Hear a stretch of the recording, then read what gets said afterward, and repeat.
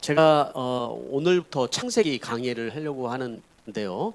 창세기를 제가 1절부터 다 절마다 강의하지는 않으려고 그래요. 그냥 굵직한 거, 중요한 부분들을 좀 이렇게 같이 말씀을 나눠보려고 했습니다. 이 창세기 강의는 제가 오래전에 또 한 번 했습니다.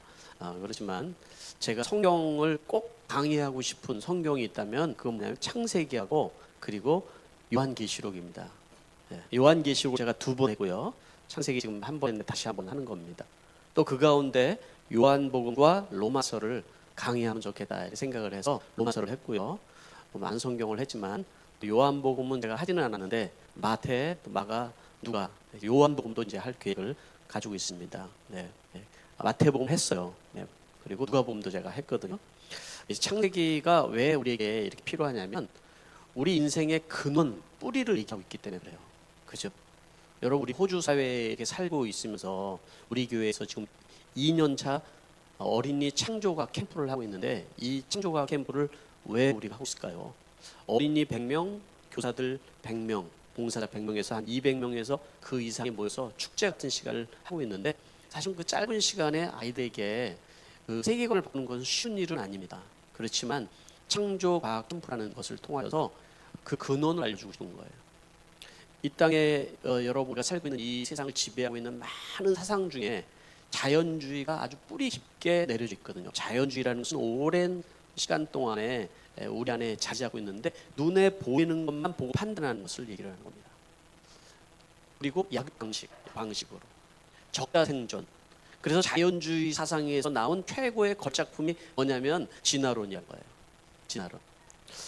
또 이 세상이 어떻게 생겨져 가는가 라고 얘기를 할 때 가설을 해서 사람들이 얘기를 하는 게 빅뱅의 논리인 것이죠. 응축된 뭔가 아주 점 같은 것이 있는데 이게 빵 하고 터지면서 우주가 생겼다라는 것이죠. 진화론이나 또 빅뱅이나 이 모든 것들은 가설이지 그것이 어떤 뭐 증명이 되거나 이런 것은 아니에요. 가설을 정해놓고 우리가 그것을 믿는 거예요. 그러니까 진화론이나 빅뱅이나 이 모든 것도 다 그 가설에 의한 믿음을 가지고 살아가는 것을 얘기를 하는 것이죠. 그러니까 우리는 무엇을 믿을까가 굉장히 중요한 부분이잖아요. 그래서 오늘 여기 일부에 계신 분들 대부분 다 신앙적으로 오래 신앙생활 하신 분들도 있지만 그렇지 못한 분들도 있어요.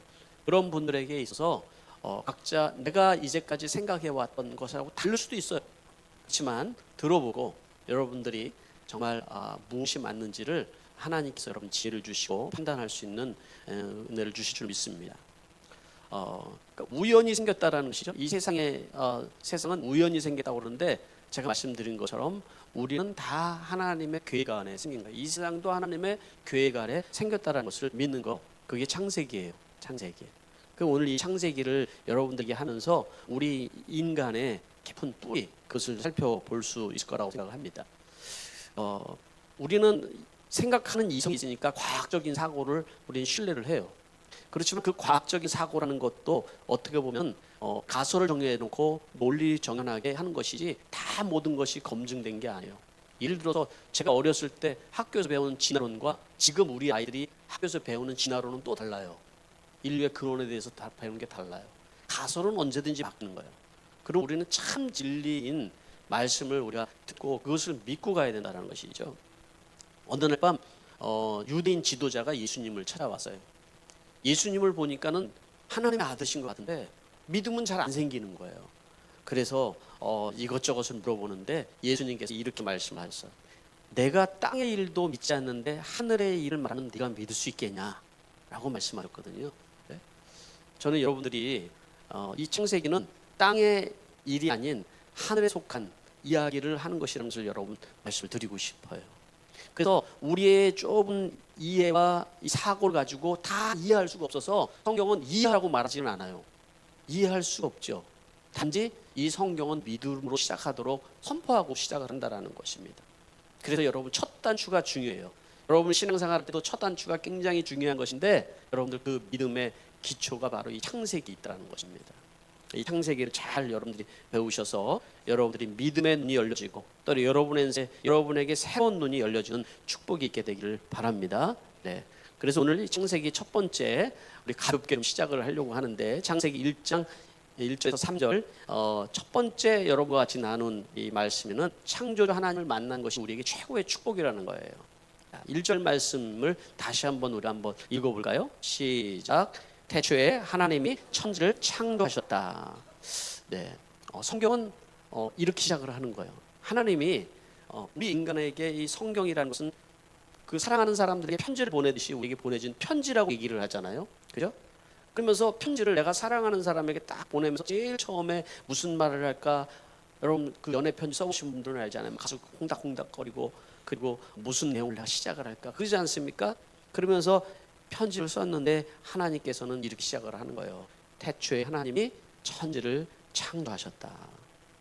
창조에 대한 것은 다른 앞뒤 설명이 없이 이 한 구절 안에 놀랍고 신비한 그런 내용들이 아주 함축되어 있는 단어예요. 말에는 우리의 이성으로 이해할 수 있을 만큼 여러분 하나님이 창조에 대해서 설명하면은 여러분들이 이해할 수 있을까요? 예. 이해할 수가 없어요. 성경이 여러분 이렇게 굉장히 두꺼운 것처럼 보여도 굉장히 사실은 두껍지 않은 거예요. 하늘의 논리를 다 설명하려면 여러분 어마어마하게 성경이 두꺼워야 되는 건데 우리에게 함축적으로 말씀을 하고 있다는 거예요. 그 말씀이 태초에 하나님이 천지를 창조하셨다는 것이, 이게 믿어지는 것이 여러분 하나님의 나라의 그 세계에 들어가는 첫걸음이라는 거죠. 이게 믿어지는 것이. 여러분에게 믿라고 강요는 안 합니다. 그렇지만 하나님은 우리에게 설명하지 않고 태초에 하나님이 천지를 창조하셨다 이렇게 말씀을 하고 있는 거예요. 그럼 태초란 말은 뭘까요? 태초란 말은 제일 처음, 그냥 먼 옛날 이런 얘기가 아니라 이 단어는 하나님에게만 속해 있는 단어예요. 먼 옛날이라는 얘기가 아니고 시작이라는 단어가 아니라 처음인데 가장 태초에. 그래서 이 원어에는 베레시트라는 단어를 쓰고 시작합니다. 시간이 시작되는 처음, 시간과 공간이 시작되는 처음을 태초라는 단어로 시작을 하는 것이죠. 이것은 하나님의 시간인 거예요.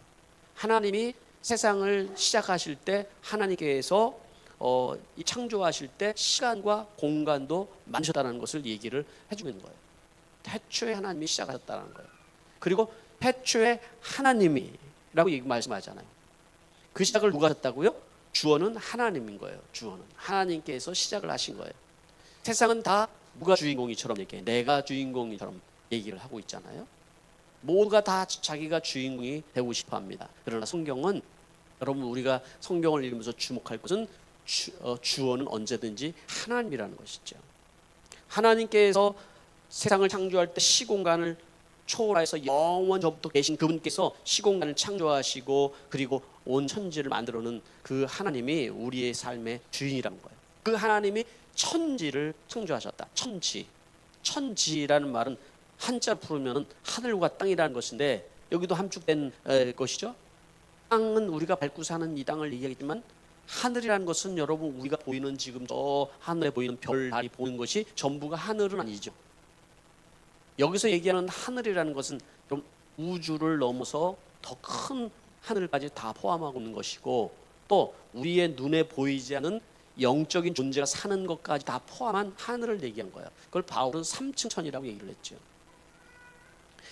그 하나님께서 우리를 이 땅을 창조하실 때 여러분 여러분 그 천지라는 것 자체가 사실은 우리는 이해도 안 될 정도예요. 하늘이라는 말도 이해가 잘 안 돼요. 우주를 얘기를 하지만 여러분 이 우리가 살고 있는 이 우주 안에 그 우주라고 얘기할 수 있는 태양계 안에만도 한 4천억 개의 별이 있다고 얘기합니다. 태양계만도. 그런데 태양계보다 어마어마하게 더 큰 그런 그 안드로메다 뭐 무슨 개 뭐 이런 게 또 있대요. 저는 과학자는 아니니까 잘 모르지만. 그래서 그런 것들이 또 이 태양계보다 더 큰 것들이 2조 개가 있을 것이다 이렇게 또 추정을 해요. 이렇게. 그러니까 인간의 머리로 이해할 수 없을 만큼 우주 하늘은 어마어마하게 큰 것이죠. 또 그것이 그냥 단순히 유니버스 아니라 멀티버스로 얘기를 하기도 하고. 그러니까 여러분 이런 것들을 우리가 다 머리로 어떻게 이해를 하겠습니까? 하나님은 우리가 생각하는 것보다도 엄청나게 광대하고 크신 분이라는 거예요. 그 하나님께서 지금 우리가 살고 있는 이 세계뿐만 아니라 우리가 죽어 살아가는 그 너머의 죽음 너머의 세계까지 다 관할하시고 주관하시는 분이라는 거죠. 그분이 이 천지라는 이 단어 안에는 다 이런 것까지 포함되어 있는 거예요. 하나님께서 그렇게 창조를 하셨다.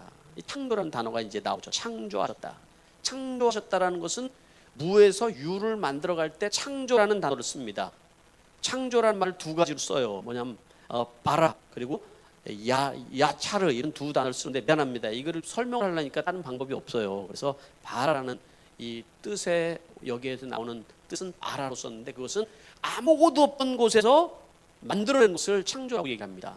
그러나 야차르라는 것은 이미 재료가 있는 곳에서 만들어낸 창조를 얘기를 하는 거예요. 여러분들 예를 들어서 하나님께서 사람을 창조했잖아요. 그러나 사람은 뭘로 써야지 맞을까요? 바라가 맞아요? 야차르가 맞아요? 야차르가 맞아요. 왜냐하면 하나님이 창조를 하시고 그리고 흙으로 사람을 만들었다 이렇게 하고 있기 때문에. 그래서 이게 사용하는 단어가 다르는데 여기서 사용하는 창조는 하나님이 무에서 유를 창조하셨다라고 쓰는 그 바라라는 단어를 사용하였어요. 하나님이 만드신 우리가 이 세상을 보면 우리가 이해하기 힘들 정도로 놀라움이 있어요.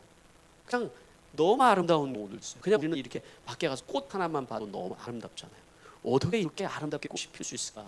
또 날아다니는 그런 곤충이나 이런 거를 하나를 저는 어렸을 때부터 그런 곤충을 관찰하고 막 이런 거 되게 좋아했거든요. 뭐 알다시피 그래서 막 그 쇠똥구리 이런 거 잡으러 다닌다고 막 삶 다니면서 똥 뒤쳐가면서 잡아다가 막 키우고 이런 거 좋아하고 뭐 그러다가 똥통에 빠지기도 하고 뭐 그런 일이 많이 있지만 이 관찰하는 걸 되게 좋아했어요. 그런데 그 관찰할 때마다 느끼는 것이 너무 신비한 거예요. 이게 너무 신비하다는 생각을 해요. 눈에 보이지 않는 미물 가지고 잘 보면 여러분 현미경으로 보면 너무 신비하고 아름다워요. 근데 이 모든 것들이 다 우연히 생긴 게 아니라는 거예요. 우연히 생겼다고 다 얘기를 하지만 그러나 우연히 생길 수 있는 것이 아니에요. 주인이 있다는 거예요. 그리고 이걸 만드신 분이 있다는 거죠. 이 창조는 하나님의 오묘하고 놀라운 섭리인 것이죠. 하나님이 창조하실 때 그냥 아무 계획 없이 이거 뭐 만들겠다 이렇게 만들었을까요? 그게 아니라 하나님은 목적과 계획이 있다고 말씀하고 있어요. 그 목적과 계획, 하나님의 영광을 위해서 창조한 여러분 이 세상을 하나님께서는 이 세상을 만들어서 바로 인간인 우리와 함께 교제하기를 원하셨다는 거예요. 이 아름다운 세상을 만들어서 하나님이 인간인 어떻게 보면 이 우주로 봤을 때는 아주 티끌과도 같은 우리 존재잖아요. 예? 그런데 이 티끌과 같은 아주 작은 존재인 우리와 하나님은 교제하기를 원하신다. 우리를 사랑하기를 원하신다. 그런 말씀을 하고 있는 거예요, 성경이. 그리고 우리는 하나님이라는 단어 자체도 사실은 우리는 인간의 생각을 자꾸 가두려고 해요. 그래서 만들어낸 게 우상이잖아요. 달을 보고 절을 하고 나무에다가 뭐 걸어놓고 절을 하고 하나님이 이해가 안 되니까 그렇게 하는 거예요. 그러나 하나님은 우리의 생각보다 어마어마하게 위대하시고 놀라우신 분이라는 것이죠. 그 하나님이 우리를 향해서 너는 우연히 던져준 존재가 아니라 내가 너를 만들 때는 너에게 계획이 있고 너에게 놀라운 그 나의 계획이 있다 이렇게 말씀을 해주고 있는 것입니다. 그래서 한 사람의 인생에 하나님이 개입하셔서 마치 이 우주를 창조하신 것 같이 한 사람 각자 인생 한 사람 한 사람의 하나님은 아주 세밀하고 세심하게 우리를 돌보시고 보살피시는 분이라는 것입니다. 그 하나님을 우리가 만날 때 우리 인생이 달라지는 거예요. 그 하나님을 만날 때 우리는 새로운 세계로 우리가 들어갈 수가 있는 거예요. 그 창세기의 첫 시작인 햇주의 하나님이 천지를 창조하셨다는 이 말씀이 여러분들이 믿음으로 여러분 다가오는 축복이 있게 되기를 바랍니다. 그런데 두 번째로 우리에게 말씀하는 것은 하나님의 없는 세상은 공허했다는 거예요. 2절 말씀 같이 읽어볼까요? 2절 시작. 땅이 혼돈하고 공허하며 어둠이 깊음 위에 있고 하나님의 영은 물 위에 움직이고 계셨다. 여기서 여러분 얘기하고 있는 것은 혼돈과 공허와 어둠이 깊음 위에 있었다라고 말씀하잖아요. 하나님이 세상을 창조하기 전에는 이 세상에 그런 모습이었다라는 거예요. 이 하나님의 진단인 거예요. 하나님이 세상을 창조하기 전에 처음 시작하기 전에는 질서가 없었어요. 그냥 공허하고 비어 있었고 그리고 어둠에 가득 차 있었고 혼돈 가운데 있었던 거예요. 그런 곳이었던 거예요. 마찬가지로 여러분 이것을 우리가 과학적인 제가 이 상세히 과학책이 아니거든요. 과학적인 증명을 여러분들이 하는 것이 아니라 우리의 인생에 이 말씀을 대입해서 우리가 이 말씀을 우리가 받아들일 때 우리 안에 하나님의 은혜가 있거든요. 이 말씀을 우리 인생에 여러분 대입을 하면 하나님이 없던 인생, 하나님을 우리가 만나지 못했던 인생이 어떤 인생일까요? 스스로 로마서는 그렇게 얘기합니다. 스스로 지혜 있다고 주장하지만 실상은 어리석은 사람입니다. 나의 좁은 소견으로 이 세상의 이치를 다 깨달으려고 하는 것은 어리석은 것입니다 라고 얘기를 하는 것입니다. 그래서 하나님 없는 인생은 첫 번째 여기서 얘기한 것처럼 혼돈 상태에 살고 있는 거예요. 혼돈이에요. 혼돈. 혼돈 가운데 여러분 우리는 살아갈 수밖에 없어요. 이 세상을 보십시오. 여러분 전쟁과 또 많은 그 아픔을 주는 그런 보이지 않는 그 죄악이 난무하는 이 세상 속에 여러분 우리는 가정들이 깨어지고 한 인생들이 깨어지고 또 여러분 그 안에 아픔이 있고 무질서하게 살아가는 사람들을 보지 않습니까 여러분? 그러면서도 자기가 옳다고 생각하면서 살아가고 있는 것이 여러분 이 세상이라는 거예요. 그 가운데 우리는 속이 상하고 마음이 아프고 병들어가면서 진정한 행복을 찾기는 어려운 거예요 여러분. 그 안에서 나는 정말 행복하고 싶은데 안 되는 거죠. 그게 왜요? 하나님 없는 세상을 혼돈 상태라고 얘기를 하고 있기 때문에 그래요. 혼돈이에요. 또 하나님 없는 세상을 뭐라고 표현을 했어요? 공허하다고 얘기를 했어요. 공허하다. 아무리 많이 배우고 여러분 성공하고 그래도 하나님이 없는 인생에 보면 뭔가 공허함이 있어요. 허전함이 있어요. 그것을 사람들은 채워보려고 여러분 성공을 향해서 달려보기도 하고 또 남대로 유명해지게 보려고 하고 그걸로 안 되니까 쾌락을 즐겨보기도 하고 또 이 고통스러운 시간을 술로 달래보기도 하지만 그러나 그 하나님이 없어서 생긴 그 빈 공간은 여러분 인간이 채울 수 있는 게 아니에요. 하나님만이 채워줄 수 있는 곳이라는 것이죠. 세 번째는 뭐라고 얘기합니까? 하나님 없는 세계는 깊은 어둠이다 얘기를 있어. 어둠. 개역개정 성경에는 흑암이라고 표현을 하고 있거든요. 여러분 깊은 어둠이라는 게 뭐예요, 여러분? 여러분들이 혹시 혼자 홀로 깜깜한 빛이 없는 곳에 혼자 앉아서 여러분 뭔가를 생각하거나 해본 적이 있나요 혹시?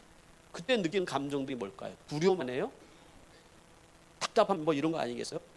마치 하나님이 없는 세상은 미래가 불투명하고 두려움에 가득 차 있는 거예요. 어둠으로 가득 차 있는 거예요. 그게 여러분 우리는 성경에서 얘기하는 지옥이나 이런 것들은 하나님이 어떤 장소를 만들어 놓고 거기에 던져 넣는다라는 의미로 우리가 이해할 수 있지만은 지옥이 별게 아니죠. 하나님이 없는 그 어둠이 지옥인 거예요. 하나님 없는 영원한 어둠이 지옥인 거예요. 그래서 내 계획대로 내가 하고 싶은 대로 내가 스스로 하나님이 되어서 살아가서 내가 스스로 내 길을 끝까지 간 것이 여러분 그것이 하나님과의 단절된 상태를 얘기하는 것이 그것이 지옥인 거예요. 우리는 이 땅에 살면서 이미 지옥 같은 삶을 살아가는 사람들 너무 많이 보고 있죠. 너무 많이 보고 있어요. 하나님 없이. 그러나 그들에게도 빛을 보고 싶은 마음이 있어요. 그들도 희망을 찾기를 원하는 마음이 있어요. 그 예전에 우리가 이찬수 목사님의 책을 같이 새벽기도하면서 거기에 나오는 아주 하나님의 붙들어주심이라는 책에서 나오는 아주 좋은 예화가 하나 있었죠. 하나님으로부터 떠난 이스라엘 향해서 하나님이 너 지렁이 같은 인생아 이렇게 표현을 했어요. 너 지렁이 같은 인생아. 이 지렁이라는 것은 뭐예요? 이게 스스로 이렇게 막 호흡이 안 되니까 비가 오는 날 땅 속에 있다가 호흡이 안 되니까 이렇게 밖으로 기어 나오거든요. 이렇게. 그러면 아스팔트나 도로 위에 막 기어다니는 지렁이들을 보잖아요. 그런데 곧 비가 그치고 태양빛이 비치기 시작하면은 막 그 흙먼지가 뒹굴면서 막 고통스러워하고 꿈틀꿈틀하면서 죽어가는 모습을 우리는 보잖아요. 그거를 비우는 거예요. 우리는 또 살아보겠다고 우리 인생 좀 더 행복해보겠다고 나름대로 꿈틀거리지만은 결국 하나님 보기에는 그런 모습이라고 얘기를 해주고 있는 것이죠.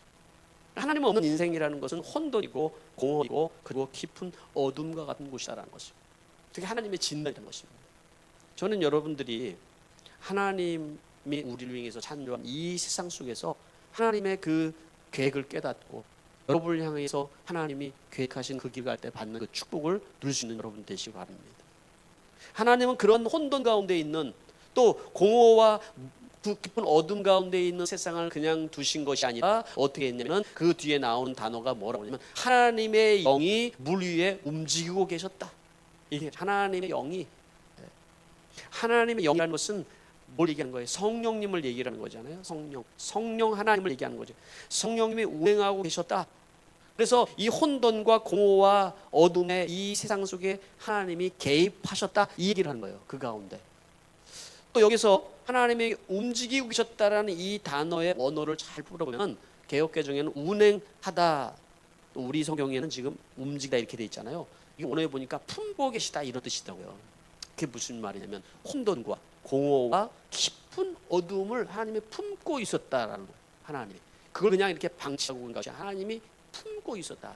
이 세상을 만들어 가실 때 하나님은 그걸 품고 계시다가 하나님이 그 가운데 운행하시고 그리고 질서를 만드실 계획을 가지고 계신 것이죠. 한번 여러분들에게 한번 적용해 보세요. 하나님이 우리 인생 가운데 나는 처한 내 상황이 혼돈이고 공허고 어둠이 가득 찼는데 하나님은 그 어둠과 혼돈과 공허 가운데 인생을 품고 계신 거예요. 그죠? 그냥 방치해버린 것이 아니라 성령님이 내 살 주위에서 계속 운행하고 계시는 거예요, 여러분. 그래서 계속해서 하나님이 우리에게 다가오셔요. 성령을 통해서 다가와요. 누군가를 통해서 우리에게 다가오셨어요. 복음이 들려지게 하시고 또 하나님을 찾을 마음을 우리에게 주시고 환경을 조성하셔서 하나님께로 인도하시는 하나님. 그걸 운행하고 계시다 이렇게 표현을 하고 있는 거예요, 성령님이. 오늘 여러분들 가운데서 내 삶에 지금 성령님이 운행하고 계시는 것 같다, 나를 품고 계시는 것 같다라는 마음이 드시는 분들은 마음을 열고 그 하나님을 내 삶 속에 받아들이는 축복이 되길 바랍니다. 그리고 또한 그런 삶을 살아가는 사람들을 품는 우리 공동체가 되어야 되는 거예요. 세상의 혼돈과 공허와 어둠 속에 살아가는 사람들을 품을 수 있는 것이 교회인 거예요. 어떤 사람이도 누군가를 가리고 저 사람은 나에게 맞고 안 맞고가 아니라 그를 품을 수 있는 그것이 교회가 되야 된다고 생각합니다. 마지막 세 번째는 하나님의 말씀으로 빛이 임했다라는 거예요. 3절 말씀 마지막 한번 읽어보겠습니다. 시작. 하나님이 말씀하시기를 빛이 생겨라 하시니 빛이 생겼다. 여기서 중요한 것은 하나님이 말씀하셨다라는 거죠. 하나님이 그 혼돈과 공허와 기쁨 어둠 가운데 있는 이 세상을 품고 계시다가 그 가운데 운행하고 계시다가 결국 하나님께서 말씀하셨을 때 뭐라고 말씀하셨어요? 빛이 생겨라 하셨더니 빛이 생겼다라고 말씀하고 있어요. 빛이 생겼다라는 거예요. 여러분, 그렇게 우리는 혼돈과 어둠 속에 살아가는 인생을 위해서 하나님께서 말씀하고 계시는 거예요. 빛이 있어라 라고 말씀하시는 거예요. 내 삶이 아무것도 보이지 않는 깜깜한 어둠과 같은 인생 같고 또 어떤 그런 것들을 할 수 있는 그런 상황이 없는 그 사람 속에 하나님께서 우리와 운행하시고 오늘 여러분 각자 마음속에 말씀하신 거예요. 빛이 생겨라. 이 빛은 무엇을 얘기하는 걸까요? 여러분, 여기서 얘기하는 빛이라는 것은 태양빛으로 생기는 빛을 얘기하는 게 아니에요. 달빛으로 생기는 빛을 얘기하는 것이 아니에요. 왜냐하면 하나님께서 첫째 날 만들고 둘째 날 넷째 날 태양과 별을 만드시기 전에 빛이 있으라고 말씀하셨거든요. 이 빛은 아마 우리가 천국에 가면은 내리는 그 빛의 빛일 거예요, 여러분. 그렇죠? 요한계시록 우리 말씀을 공부하면서 요한계시록은 하나님의 보좌로부터 내려오는 그 빛을 우리가 경험하잖아요. 하나님으로부터 오는 빛인 거죠. 하나님으로. 어떤 발광체로 인하여서 생기는 빛이 아니라 하나님 자체를 그래서 빛으로 말씀하시기로 해요. 예수 그리스도를 우리에게 빛으로 얘기를 하기도 하고 복음을 빛으로 우리에게 표현을 하기도 하는 거예요. 하나님께서 말씀을 하시는 거예요. 빛이 있어라. 빛이 있다는 얘기는 여러분 어떻게 보면은 질서가 생기는 거예요, 여러분. 생명이 꿈틀거리게 만들어지는 거예요, 여러분. 우리 인생에 혼돈과 공허와 어둠이 있는 그 가운데 여러분 우리는 돈을 많이 벌어서 또 내지는 우리가 뭔가를 해서 우리 인생의 질서를 만들어 보겠다고 하지만은 그러나 사실은 그게 내 마음대로 되어지지는 않는 것입니다. 근데 여러분 하나님의 말씀이 한 사람 한 사람 각자 인생에 임할 때 하나님이 그 인생에 빛이 임하게 해주세요. 소망이 생기고 그 안에 이유 모르는 기쁨이 생기고 그 안에 뭔가 모르는 즐거움이 있고 그걸 어떻게 다 형용을 할 수 있겠습니까? 그리고 누군가를 품을 수도 없던 그 사람이 용서할 수 없는 사람을 품어주는 그런 넓은 마음이 생기는 걸 어떻게 우리가 표현을 다 할 수 있겠습니까, 여러분? 그것은 여러분 우리 힘으로 되진 않아요. 우리 가운데 임하신 빛인 것이죠. 하나님 때문에 가능한 것입니다. 필립 얌씨가 지은 책 중에서 내 눈 주의 영광을 보내라는 책이 있죠. 이 책에 보면은 그 남아공에 흑인들을 굉장히 차별하면서 그들을 죽였던 시절이 있었잖아요. 남아공의 이 백인들이. 그 시절에 넬슨 만델라가 감옥에 갇혀서 27년을 그 저항을 하다가 이제 잡혀서 갇히게 되죠. 넬슨 만델라가 나중에는 대통령이 되죠. 27년을 수감하고 나와서. 그가 대통령이 된 다음에 무엇을 첫 번째로 했냐면은 진리와 화해 위원회를 만들어요. 진리와 화해위원회. 이 위원회의 규칙은 아주 간단해요. 뭐냐면 백인 경찰이나 군인들이 백인들이 흑인들을 죽이고 또 학대하고 어떤 모든 사람들이 누구일지라도 자기가 스스로 자기 자신을 내가 이런 범행을 했습니다 라고 털어놓고 잘못을 인정하면 다 용서해 준다는 법이에요. 놀라운 법이죠. 한 국가가 이런 법을 낸다는 것이 놀라운 거예요. 넬슨 만델라라는 사람은 정말 대단한 사람인 거예요. 우리가 생각하는 사람보다 큰 사람인 거죠. 그 사람이 이런 법을 제정했을 때 반대가 굉장히 많이 있었어요. 엄청난 반대가 있었어요. 그러나 이 넬슨 만델라라는 그분으로 인해서 정말 놀라운 일들이 많이 생겼죠. 여기에 한 사람이 등장을 해요. 그게 뭐냐면 반드 브렉이라는 백인이에요.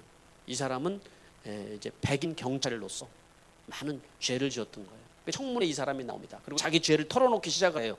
자기가 18세 되는 흑인 청년을 총으로 살해하고 그 증거를 없애기 위해서 그를 시신을 불태웠다는 것을 고백을 해요. 그리고 8년이 지난 후 이 소년의 그 아버지를 체포해서 장작더미에다가 그 사람을 묶어놓고 화형을 시켰던 것을 고백을 해요. 더 놀라운 것은 그 화형의 현장에 그 아내가 그것을 다 지켜보게 해달라는 거예요. 여러분 어떻게 보면 너무 끔찍한 일이잖아요. 사람을 죽이는 그런 현장에 그 사람이 자기 죄를 이렇게 고백했어요. 여러분 이게 사람이 받아들여지고 용서할 수 있는 일일까요, 여러분? 그 자리에는 그 남편과 자기 아들을 죽였던 그 부인이 옆에 이제 참여를 하고 있었어요. 그리고 판사가 물어봤어요. 법인이까지 판사가 물어봤다. 반드 블랙 씨에게 무엇을 원하니까 뭐 원하고 있는 것이 있습니까? 그랬더니 그 여자가 얘기를 하기를 첫 번째로 저는 남편의 장례를 치를 수 있도록 남편의 그 태운 남편을 태운 그 장소에서 재들을 모아서 저에게 전달해줬으면 좋겠습니다. 얘기를 했어요. 그랬더니 이 블랙이라는 사람이 얘기를 합니다. 고개를 끄덕끄덕하면서 그렇게 하겠다고 합니다. 그리고 그 여자가 한 가지를 추가를 해요. 반드 블랙 씨는 제 가족을 모두 다 데려갔습니다. 그러나 저에게는 아직도 그에게 줄 사랑이 남아 있습니다. 여기서 그는 그 블랙 씨를 얘기하는 거예요. 블랙 씨의 사랑이 줄 사랑이 아직 나에게 남아 있습니다. 한 달에 2번 우리 집에 와서 하루 동안 시간을 보내면서 내가 당신에게 엄마 노릇을 해줄 수 있도록 해주시면 좋겠습니다. 그리고 세 번째, 반 블랙 씨는 하나님께서 용서해 주셨다는 것과 그리고 하나님의 그 용서받았던 사실을 믿었으면 좋겠습니다. 이렇게 얘기를 했어요. 그리고 이 여인이 이 반드 블랙 씨에게 걸어가면서 안아주를 향해서 걸어가는 사이에 사람들이 노래를 부르기 시작을 했어요. 나 같은 죄인 살리신, 나 같은 죄인 살리신, 이 찬양을 사람들이 다 부르기 시작을 했어요. 그리고 반드 블랙 씨를 안아주려는 순간 반드 블랙 씨는 기절하고 말았어요. 왜냐하면 이 상황을 자기의 인생 이제까지 혼돈과 공허와 어둠 속에 있는 이 상황 속에서 이 너무나도 큰 이 사랑을 감당할 수가 없었기 때문에 그랬던 것이죠. 여러분 어떻게 보면 우리는 우리의 삶 속에서 하나님의 놀라운 이런 계획들이 우리에게 잘 받아들여지지 않을 수도 있어요. 너무 크기 때문에 나하고 일감으로 느껴질 수도 있어요. 그렇지만 여러분 우리가 하나님의 창조를 믿으면 어떤 일이 일어날까요? 하나님이 창조하셨고 하나님의 창조하신 그 창조 신앙을 가질 때 우리 인생은 완전히 달라질 수 있는 거예요. 우리가 얼마나 하나님의 놀라운 계획 가운데 창조된 인생인지를 깨닫게 되는 거예요. 그리고 여러분의 혼돈과 그리고 공허와 어둠 속에 하나님의 빛이 임하는 거예요. 인간이 할 수 없는 많은 것들을 하나님이 치유하시고 회복하기 시작하는 거예요. 저는 오늘 이 아침에 일부 예배드린 여러분들에게 그 하나님, 창조주 하나님을 만나는 축복이 되기를 간절히 바랍니다. 말씀을 맺도록 하겠습니다. 이 시간에 우리 잠시 기도하기를 원합니다. 오늘 이 말씀을 들으면서 여러분 안에 하나님이, 성령님이 여러분 안에 운행하여 주실 줄 믿습니다. 창조주 하나님을 믿을 때 우리의 인생이 바뀌고 우리가 얼마나 귀한 존재인지를 깨달으며 하나님이 어둠 속에 빛을 발하듯이 치유와 회복이 일어날 줄 믿습니다. 우리 1분 정도 우리 침묵 가운데 기도하겠습니다.